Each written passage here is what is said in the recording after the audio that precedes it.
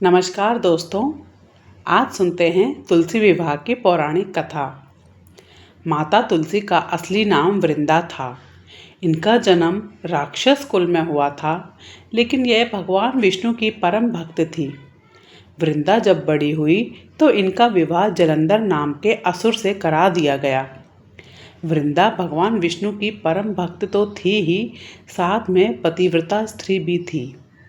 उनकी भक्ति व पूजा के कारण जलंधर हमेशा विजय होता है। इसके चलते उसे अपनी शक्ति पर अभिमान हो गया और उसने स्वर्ग पर आक्रमण करके देव कन्याओं को अपने अधिकार में ले लिया। यह देखकर सभी देव श्री हरि विष्णु जी के शरण में गए और जलंधर के आतंक को अंत करने के लिए प्रार्थना करने लगे।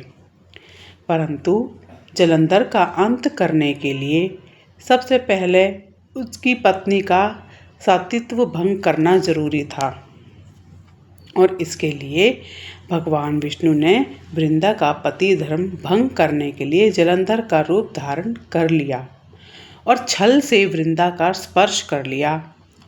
वृंदा का पति जलंधर देवताओं के साथ पराक्रम से युद्ध कर रहा था, लेकिन वृंदा का सतीत्व नष्ट होते ही वह मारा गया।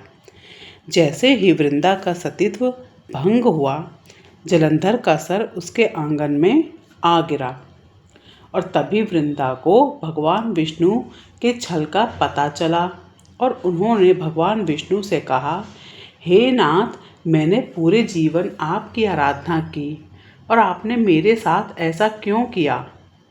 इस प्रश्न का उत्तर श्री हरि नहीं दे पाए और वृंदा ने भगवान विष्णु से कहा, मेरे साथ आपने पाषाण की तरह व्यवहार किया है।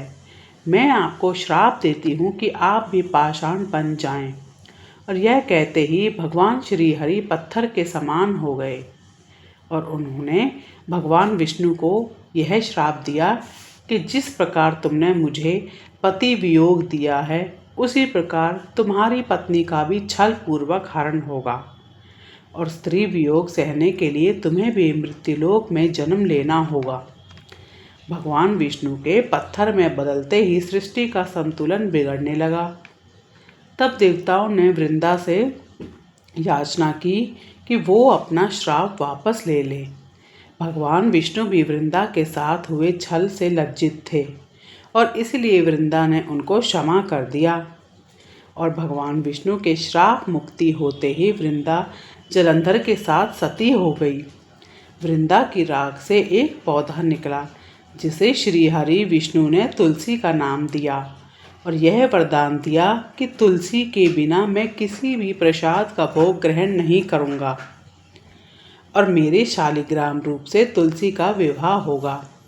और जो लोग इस तिथि को तुलसी विवाह करेंगे, उन्हें सुख और सौभाग्य की प्राप्ति होगी।